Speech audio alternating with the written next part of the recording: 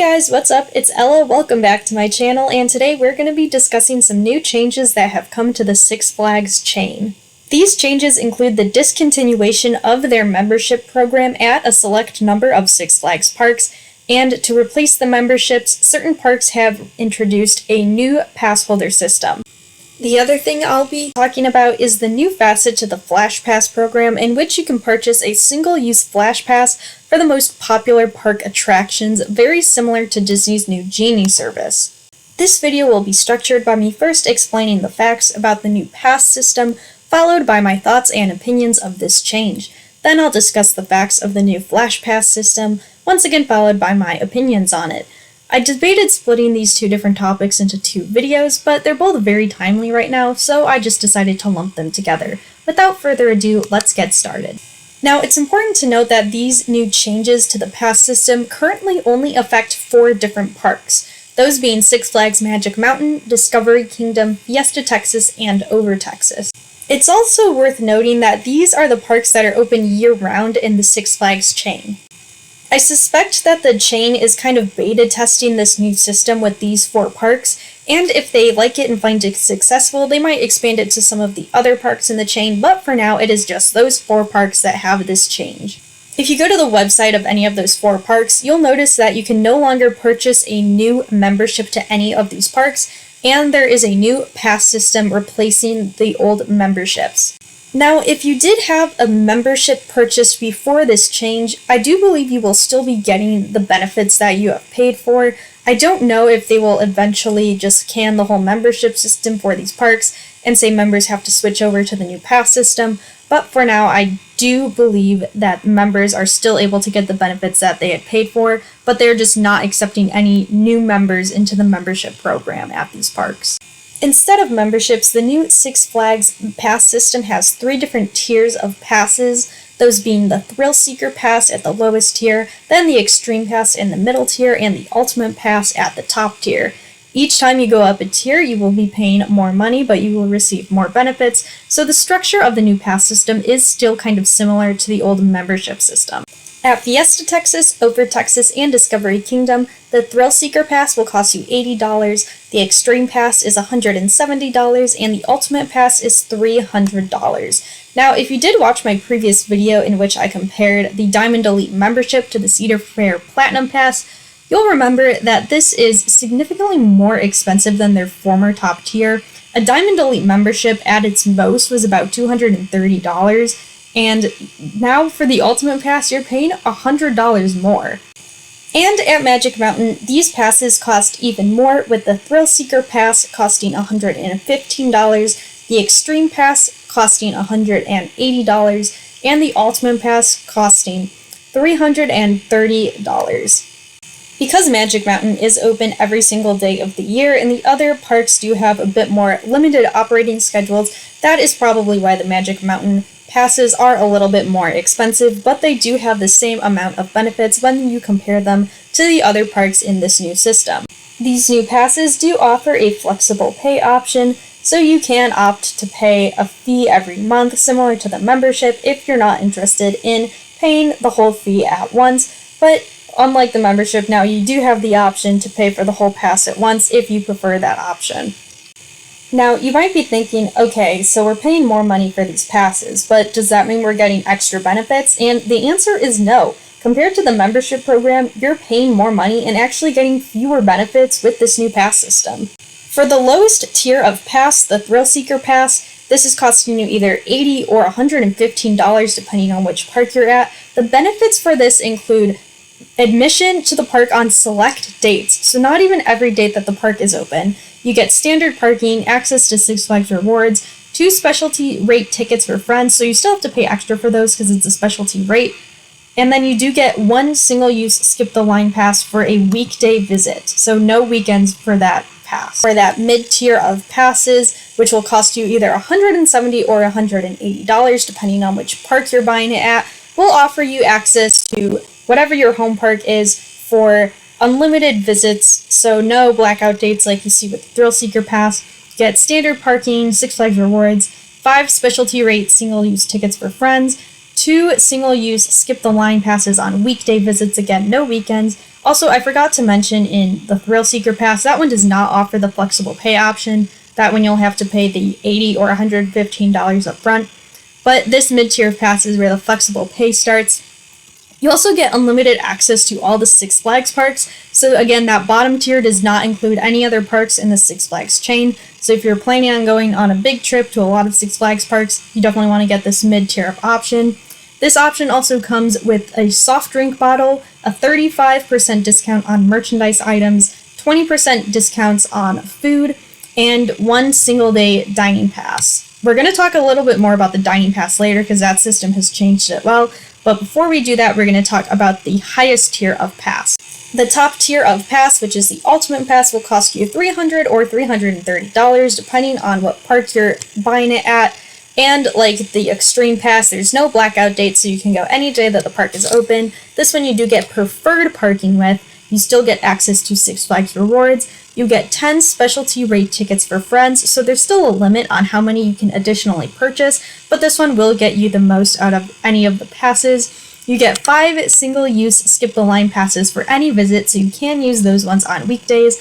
Has flexible pay. Again, you get unlimited access to all the Six Flags parks, the soft drink bottle, 35% off on merchandise, and 20% off on food. Interesting to note that between the mid and highest tier, you don't get more of a discount for the extra money that you're paying. Also included with the top tier, you will get a 10-meal dining plan. You get 50% off the all-season Flash Pass. You get a $25 merchandise credit, $25 food credit, and a single visit play pass. I'm not going to go too much into detail about how the new benefits on this pass compared to the old membership program, but from what you get, especially from the top tier, you're getting significantly fewer benefits for your money compared to what the former membership program offered. There are a few benefits that will change depending on what park you're purchasing at. For example, Discovery Kingdom also has discounts on their animal encounters. I'm not going to go into a ton of detail because this video is already getting pretty long as it is, but do know that those exist. The biggest one that comes to mind is that the Diamond Elite membership used to get you 50% off of food and merchandise in the park, and the current highest tier of pass is $100 more and still gives you a lesser discount than what the Diamond Elite membership offered. I did a whole video comparing Diamond Elite to the Cedar Fair Platinum Pass, so if you want to learn more about the specific benefits about what the membership offers at the other parks and used to offer at these 4 parks, you can check out that video. Now, in addition to pass benefits being totally nerfed, another thing that got very much a downgrade was the dining plan, and I know a lot of people are upset about this. For these new passes, the unlimited all-season dining pass is no longer an option. For the old system, you used to be able to pay a one-time fee, and then every time you would go to the park, you could get either 1 meal and a snack or 2 meals and a snack depending on which tier of dining plan you got. They have since replaced that option with the 4-meal dining plan, which you can add on to your new season pass, which for $40, and that's the same among all those 4 parks, you can add 4 entrees to your pass. The Ultimate Pass does have the 10-meal dining plan already included, but I think you can also purchase the additional 4 if you want more. There's not a ton of information on if you can purchase another season dining pass if you already used up your 4 meals. I'm not going to do a ton of research into that right now. But the big point about this is compared to what used to be offered for the dining plan, this is a huge downgrade. You might recall hearing about a story that was floating around the internet about this man who was trying to save money for his student loans or something, and then used his dining plan to eat every single day at Six Flags Magic Mountain, which is a huge saver of money. I'm not sure if that story in particular is what inspired this change, but you used to be able to get such a good deal from the dining plan, and that is just no longer as good of a deal with this new system. Now, that just about covers pretty much all of the facts that we know about this new system so far. Now, I'm going to start talking about what I personally think about this system, and in short, it's honestly appalling. Compared to how good of a deal that the membership system, especially Diamond Elite, used to be, this is just such a downgrade, and I honestly really hope this does not spread to the other Six Flags parks. I can see charging a higher price for a park that is open more days throughout the year, but With the loss of those benefits, I just can't justify paying an extra $100 for the top tier of pass when you're getting significantly fewer benefits than the membership would give you. I did read another article that explained that these higher prices are supposed to, in exchange, provide a better guest experience, and that Six Flags is no longer trying to structure their business plan where they try to get as many people in the park as possible, but instead charge a higher price and in turn provide a better guest experience with shorter lines, better dining, and while I'm sure a lot of people, including myself, would like to see a higher quality experience at Six Flags parks, I do worry that charging higher prices does limit the accessibility to these parks to people of lower incomes. And I'm sure these new changes of getting better dining and better guest experience and whatnot is not going to happen overnight. So to pay upfront more costs now while these changes haven't been in place yet, I just can't see myself doing that, and I hope that this system does not spread to the other parks until they make those improvements. Now we're going to shift gears and talk about some changes to the new Flash Pass system. And when I say changes, these aren't very drastic changes at the moment because the current bronze, gold, platinum tiers of Flash Pass are still in place, and pretty much that whole system that's in place now is the same. The new change that's coming to this Flash Pass system is that for the most popular rides in the park, you can now pay for a single-use Flash Pass. According to this article from the Orange County Register, which I will link below, there was a new introduction at Six Flags Magic Mountain to a single-use Flash Pass system where you can purchase a one-time Flash Pass for 4 of the most popular attractions at the park. The 4 rides included were West Coast Racers, Twisted Colossus, Full Throttle, and Goliath. And for either $12 or $14, guests could purchase a one-time Flash Pass to use to skip the line for that ride. The system works where guests are able to scan a QR code at the entrance of a ride on their smartphone, select what time they would like to return to the attraction, and then return at their given time.